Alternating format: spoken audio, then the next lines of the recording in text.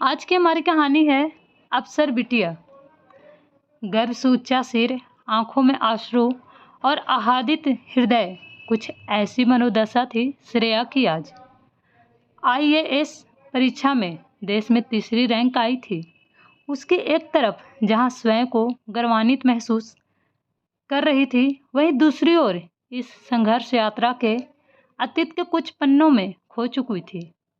3 बेटियों के बाद पुत्र की बाट जोहते माता पिता की चौथी संतान थी श्रेया।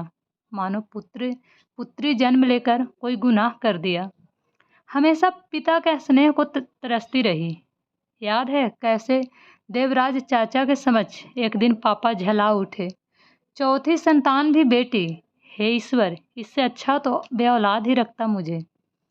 पिता की उपेक्षा और माँ के अल्प स्नेह के बीच श्रेया बचपन से ही होनहार छात्रा रही। 12वीं की परीक्षा और फिर छात्रवृत्ति प्रतिभा चयन परीक्षा में प्रवेश में अव्वल आई थी। प्रदेश के श्रेष्ठ आर्ट्स कॉलेज में दाखिले का अवसर मिला, किंतु पिता की उपेक्षा फिर आड़े आई। लड़कियां पढ़ लिख कर करेगी क्या, जाना तो उन्हें प्राय घर ही है। ऐसे तानों के माध्यम जैसे तैसे दाखिला ले पाई थी कॉलेज में। मेधावी श्रेया कॉलेज में भी सदैव अव्वल रही। अंतिम वर्ष की पढ़ाई के साथ ही सिविल सेवा परीक्षा की तैयारी में जुट गई थी, किंतु परिवार वालों को मानो बोझ प्रतीत हो रही थी। इसलिए आनन फानन में घर वालों ने लेफ्टिनेंट पद पर कार्यरत मोहित से उसकी शादी तय कर दी। श्रेया के सपनों की उड़ान को मानो विराम लग गया। शादी टालने की उसकी सारी कोशिशें नाकाम रही और दुल्हन बनकर ससुराल आ गई। मोहित सहयोगी प्रवृत्ति के थे, अतः श्रेया ने एक दिन मौका देखकर सिविल अधिकारी बनने के सपने के बारे में उन्हें बता दिया। फूली न समाई थी जब पति ने उसे पूरे सहयोग का आश्वासन दिया। श्रेया के हौसलों को फिर से पंख लग गए और वो पूरी तालीनता से परीक्षा की तैयारी में जुट गई। पति सीमा पर तैनाती की वजह से बाहर रहते, किंतु श्रेया के सपने के प्रति उनका योगदान निस्वार्थ था। उस दिन जब श्रेया को यह पता चला कि जल्द ही वह मातृत्व सुख प्राप्त करने वाली है, आनंद से उसके पैर जमीन पर ही नहीं थम रहे थे। पति को खुशखबरी देते वक्त शर्म से लाल हो गई थी, किंतु दूसरी तरफ इस बात की भी चिंता थी कि अब सिविल सेवा परीक्षा का क्या।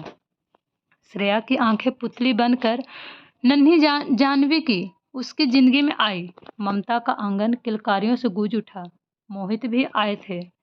पुत्री के जन्म पर तब श्रेया ने मोहित से अपने अंदर दबी सिविल सेवा परीक्षा में भाग लेने की इच्छा पुनः जाहिर की। 6 महीने रह गए थे परीक्षा को, किंतु उसे समय पर पूर्ण विश्वास था और मोहित को उसकी काबिलियत पर।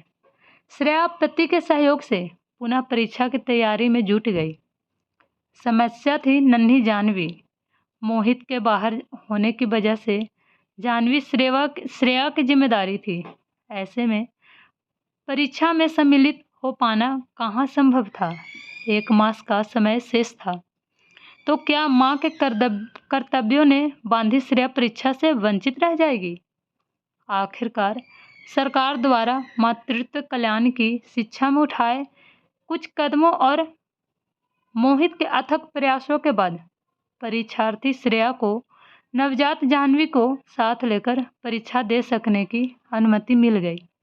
मोहित का एक कर्ज श्रेया शायद जिंदगी भर न चुका सके, अतः एक ऐतिहासिक पल का साक्षी बना देश, जब श्रेया ने देश की ऐसी प्रथम महिला प्रतिभागी के तौर पर सिविल सेवा परीक्षा दी, जिसमें अपनी नवजात पुत्री के साथ परीक्षा देने की अनुमति मिली।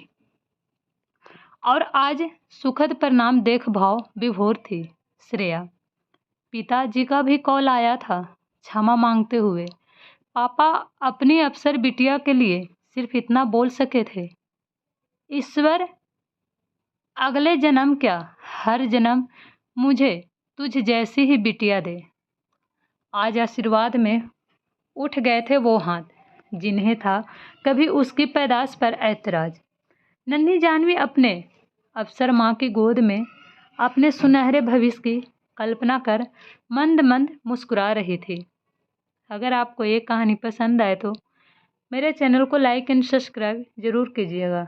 Thank you so much.